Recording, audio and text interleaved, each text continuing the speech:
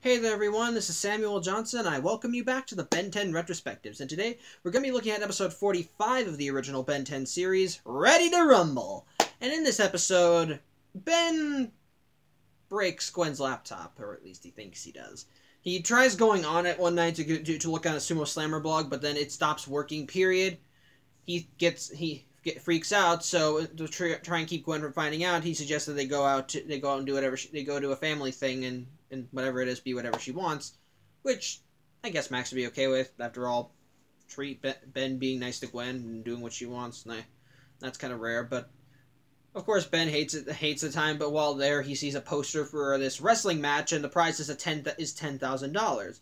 So Ben thinks that this would be his opportunity to get a new laptop using that money. So while everyone's asleep, Ben goes to where the wrestling match is being held, and he goes forearms and enters himself into everything, and enters himself in, and by enters himself in I mean he jumps into the middle of a match and wins. And even though it shouldn't count, the person who's in charge of everything, H.E. Greedy, yes, it's a pun. And I think I mentioned how I don't like puns, but whatever. And he's gonna let him in, and I think that's not even, and honestly, and what I think makes it even dumber in that regard is when Ben's about to meet H.E. Greedy, the Omnitrix almost times out, so Ben has to run away, so he jumps into a dumpster, and so when the Omnitrix times out, H.E. Greedy finds Ben, and Ben, to try and excuse the fact that he and Forearms are in the same area, says he's his manager, which no one should buy. Like, I don't care, regardless of the circumstances. I don't understand why someone would think that Ben is the manager of a giant forearm guy. Mostly because he's 10 years old. I don't care. A 10-year-old does not manage a giant forearm guy. What's even dumber is that everyone believes it. I don't know how, but everyone believes it. Which I guess you can kind of say they see him back to back, so it kind of confirms it. But I don't know. But anyway, either way, H.E. Greedy likes forearms, so he lets him in anyway. Lets him be a part of the match. Which when you kind of think about it, it's kind of weird that he probably doesn't recognize him, because maybe he doesn't watch the news, because they say that Ben's alien heroes are in the news, so I don't know. But he lets him in, and Ben starts going up the ranks, fighting all these different wrestlers. And what's rather interesting is, and I think what kind of helps exemplify why Greedy would let Forearms be in, even though his win shouldn't have counted, is I think the whole thing is just is a ratings grab, because you see many of the wrestlers that are in here, and all of them are mutants or freaks in some regard. Well, almost all of them, because Ben's next opponent is a guy who has a lobster claw for an arm. And there are these two guys. One has porcupine quills on his arms and has for hair and on his arms. One's a half man, half gator named Gator Boy. One guy's and one guy's a Cyclops. I don't even know how these things are a thing in Ben 10.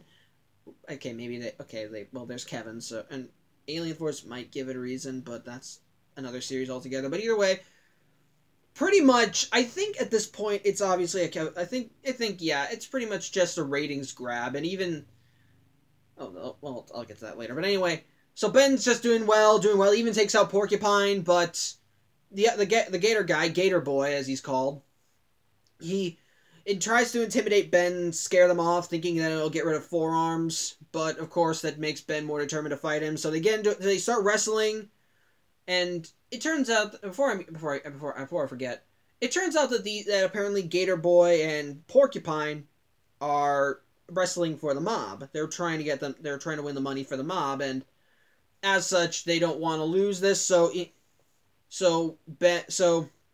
while Gator Boy is battling Ben, Porcupine comes in, even though he should be out too. But referee just says it's not. Hey, look, you got forearms. It's already not fair. And even Greedy he's just enjoying this. It's obvious that this is just, again, ratings grabs. But even with the two of them, Ben is able to take care of them. He wins the money. But while he's on his way out, he sees them being confronted by the mobsters, who say that since they failed, they didn't get the money.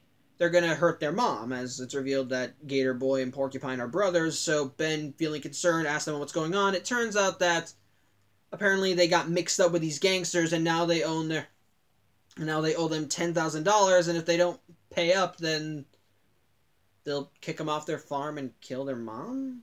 I don't know. It's confusing. I'll get into that later. But anyway, Ben decides he wants to help them. They don't know where it is, but it turns out that from the car truck, because they met Gator Boy and Porcupine met the mobsters while they were driving a car. When their car drove away, he sees the tire tracks are made from sawdust. Then earlier in the episode, when Ben said that Max had mentioned that while they were out, he wanted to visit a sawmill, but Ben kind of pushed them back to the rust bucket. So they go to the sawmill, which is where they are. There's all these mobsters who, for some reason, don't carry guns, which does become apparent in the next fight scene. But so they give him the check, but he has their mom on a log tied to a log and is gonna slice her in half. Just pretty much the classic villain twirly mustache type of scheme. So Porcupine and Gator Boy fight off the mob. Porcupine, Gator Boy, and Ben start fighting off the mobsters. Ben doesn't go immediately because the Omnitrix is still recharging. But when he does, he tries to go forearms, but instead goes Ditto, which still is able enough as he's able to rescue their mom. Gator Boy and Porcupine take out all the other thugs, and for some reason the head thug doesn't run away. He thinks he's gonna fight them anyway, but Ben, through numbers and actually using creative tactics, is able to beat him. And the next day, they know that even though the mobsters have now been arrested, Gator Boy and Porcupine still don't know what they're gonna do because they still don't have enough money to pay back to get the farm back. So Ben gives them the check. They're grateful, and Ben goes back to the rust bucket, confesses his crimes, and to make up for it, he says he'll do Gwen's chores for the rest of the summer. And it turns out that Gwen's laptop wasn't actually broken. She just installed a fingerprint scanner so that only she would be able to turn on the laptop, which it's kind of trolling. It's kind of a dick move, I will admit. I mean, okay, Ben used her laptop without asking, but after you see the episode, you kind of feel sorry for Ben, which I think one of the strengths in this episode is, I might as well bring that up now. One of the strengths in this episode is that in this episode it has Ben being at his most selfless, so to speak. Like, I'm not saying, because we've seen Ben be heroic and kind in his own way. He wants to help people. He does want to help people. But I think this is kind of him being generous. Like, Ben, like, he's already learned the lesson of being a hero as its own reward, and being a nice guy and trying to be a nice guy and all that.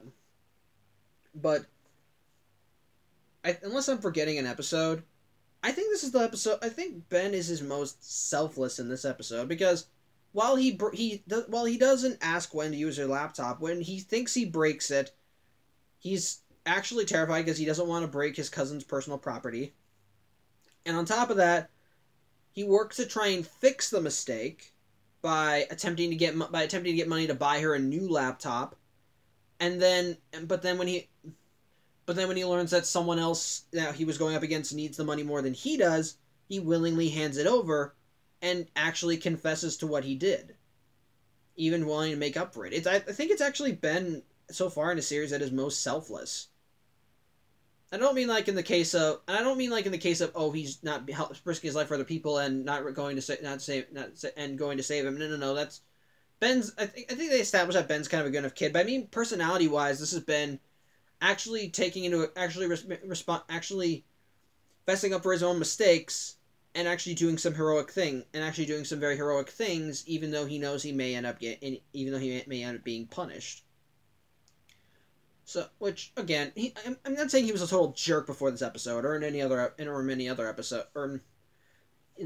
other episodes, because he was still a hero and he did want to help people, even though at some points he could be arrogant, a bit too arrogant for his own good. I'm going to refer to the Return / Be Afraid of the Dark 2-parter. But in this regard, it's actually Ben being very selfless, fessing up for his mistakes and trying to make up for them. But I think for the rest of the kind of putting that aside, there are I think another thing that makes this episode work is the fight scenes, which it's all wrestling.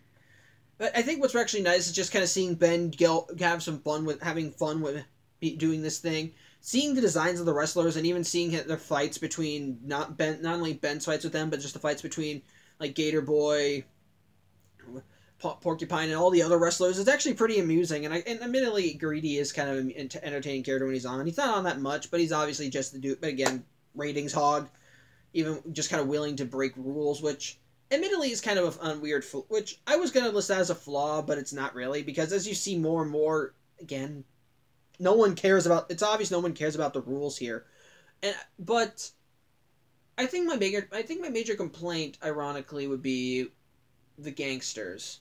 And I'm not saying that, and I'm not trying to put down that they're not bad, that they can be bad villains, because Gangsters can be threatening in real life, but there are a few things that kind of hold these people back. For one thing, they can be kind of dumb.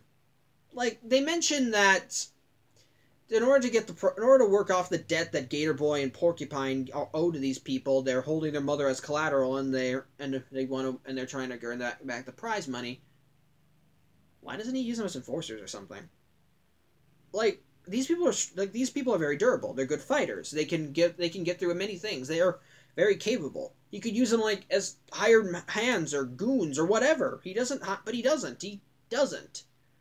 Rather, he just has them try and give him back the money that they owe him. I don't really know how that works.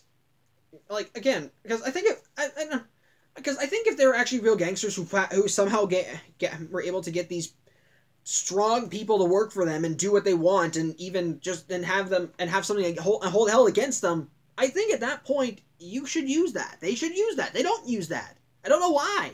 Maybe they want the money more. I don't know. I really don't know. But it's just kind of confusing. I'm not gonna bring up the whole, I'm not gonna bring up the whole they don't use guns thing, but actually, you know what, I will.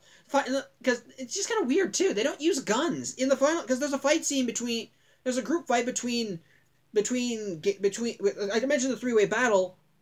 The gangsters all use chains or bars and no guns, and I suppose it's because it's a kid show. I'm guessing that's probably why they don't do that.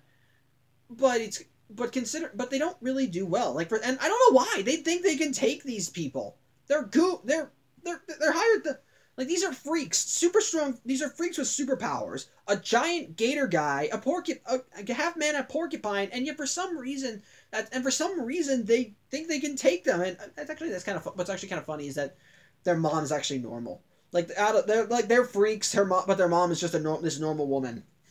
They even bring up. They say that they take after their father, which is it's really funny and could possibly hint that maybe they're plumber's kids. I don't know, but again, another series, another time. Anyway, what's also kind of weird, I think what's also kind of makes them dumber is the fact that even though the leader of these thugs, even though all of his goons have been taken care of and his collateral against Gator Boy and Porcupine has been taken away because at that point Ben saved their mom, he still wants to fight. And I'll give him kudos. He's got balls, but this is a giant man gator, a porcupine, and a guy who can duplicate himself. You're screwed, dude. You lost. Just run. Run away. I mean, it may not work, but at least you tried something. I don't understand that. I really don't. And I think what makes it even worse is just kind of there's nothing that just kind of how the debt works. Like, they say that they're working for the gangsters, and to pay back the money, the gangsters took their mom as collateral, but they say if they don't get the money, they're going to lose their farm. And this is kind of where my problem rises.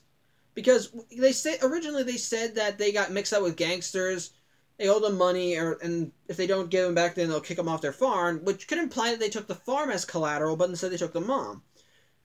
So, but then even when the gangsters are sent away, they say they'll still don't have the money to take after their farm, so here's my question. Which I don't understand, really. I really don't. I suppose you could say they got mixed up with the gangsters because their farm needed money, so maybe they took a loan out from the gangsters. then the gangsters bought the farm to help them out, but then they had to pay them back. I don't know.